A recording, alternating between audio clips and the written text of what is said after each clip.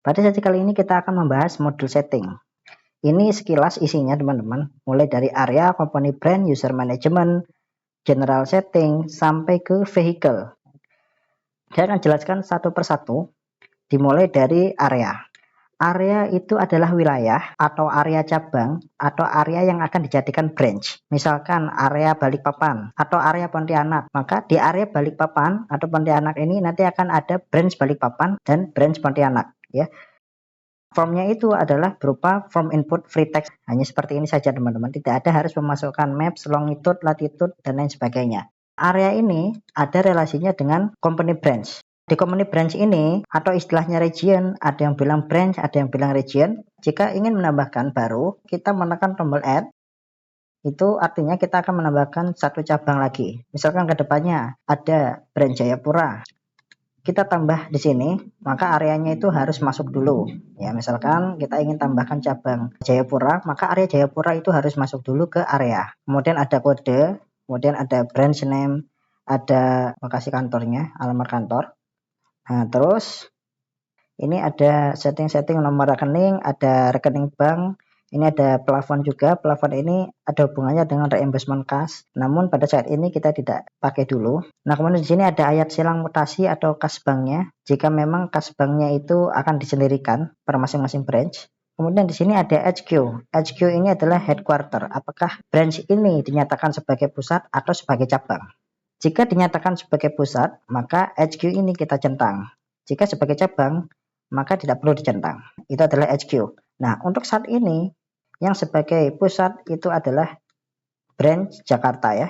Ini sebagai HQ-nya. Nah, setelah menambahkan kita save, maka akan muncul branch tersebut di tabel ini.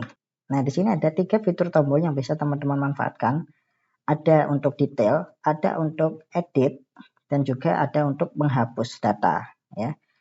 Nah, kaitannya dengan detail, yaitu ada banyak lagi yang akan bisa kita setting di detail. Misalkan yang pertama ini adalah informasi dari detail branch. Kemudian ada format penomoran, yang istilahnya format penomoran transaksi yang di-generate by system. Misalkan format penomorannya kode penomoran di job file ya, seperti yang biasa kita sudah gunakan. Dari digit pertamanya itu ada 2 untuk Jakarta, itu adalah areanya, kode area yang paling pertama. Kemudian ada kode tahun ya 23, 223. Kemudian untuk bulannya misalkan 10, maka ada 223 10 dan selanjutnya adalah nomor yang counter atau running ya, 001, 002 dan seterusnya. Format penomorannya itu ada di sini.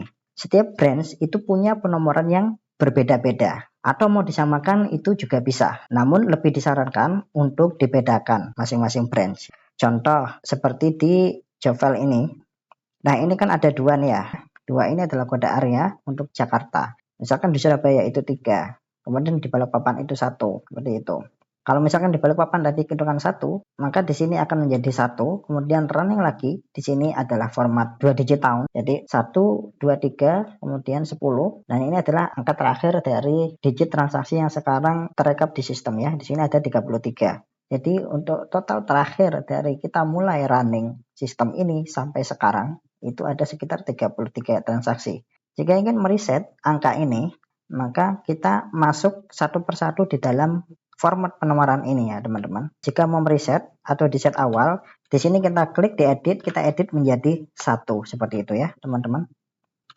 Nah, untuk format penomoran yang sudah disetting lengkap, itu ada di format penomorannya branch Jakarta teman-teman ya. Seperti yang sudah saya tunjukkan tadi ya, di branch Jakarta. Kita masuk ke detailnya Jakarta, kemudian masuk ke format penomoran. Di sini format penomorannya ada ini misalkan JKT purchase request. Kemudian contoh yang lainnya teman-teman itu ada saldo awal. Nah, itu sudah di setting semua untuk Jakarta ya. Jadi kodenya nanti akan ada JKT seperti ini di awal masing-masing format penomoran.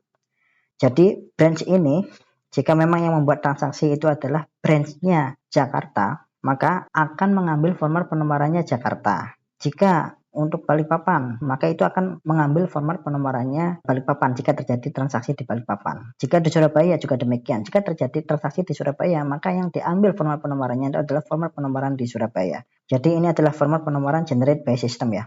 Bagaimana jika ada format penomoran yang nanti itu adalah berupa form input yang kita ketik sendiri? Itu beda lagi teman-teman.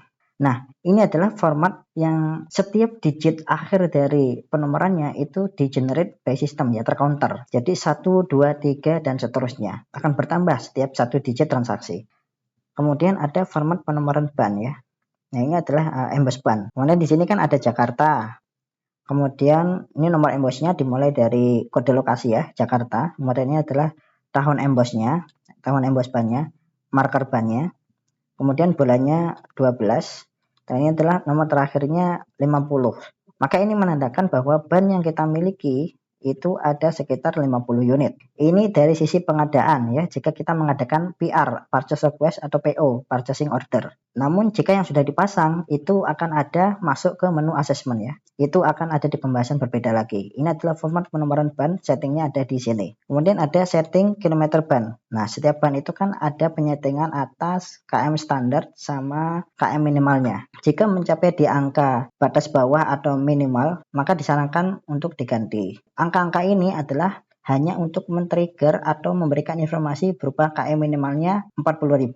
KM minimal nantinya itu nanti akan mengikuti perhitungan dari GPS yang mengindikasikan bahwa kendaraan itu KM minimalnya sudah berapa ya. KM bannya itu akan ketahuan nanti di perhitungan GPS ya, itu sudah berapa kilometer. Jadi tidak ada tim yang sedikit-sedikit ganti ban padahal belum mencapai kilometer minimal, atau kondisi bannya seharusnya masih bagus karena tidak ada emboss ini sehingga kita bisa kelewatan atau bisa kecolongan untuk memonitoringnya.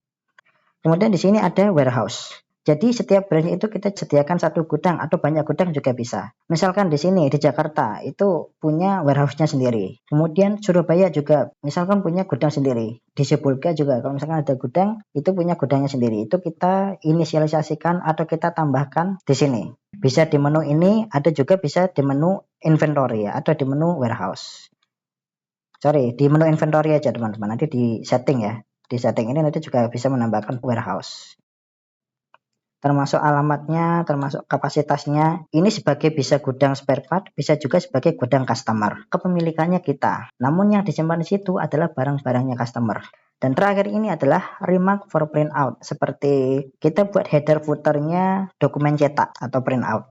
Misalkan company atau branchnya Surabaya, penagihannya di Jakarta. Maka untuk nomor rekeningnya itu kita bisa kasih nomor rekeningnya Jakarta. Kemudian untuk nama PT-nya itu bisa kita tuliskan nama PT-nya sama, atau mungkin nanti dikasih di sini Jakarta. Kemudian alamatnya juga kita sertakan Jakarta. Kemudian di sini ada bank, kemudian ada logo. Nah, setiap cabang ini nanti juga bisa ditambahkan logo sendiri jika misalkan ada logo tersendirinya ya, teman-teman. Sehingga pada saat Jakarta atau Surabaya itu nge-create job file, kemudian kita cetak format job filenya atau format surat jalannya atau invoice-nya, maka sudah menggunakan format header footernya yang kita setting ini di setiap branch-nya. Itu untuk keseluruhan setting yang ada di branch.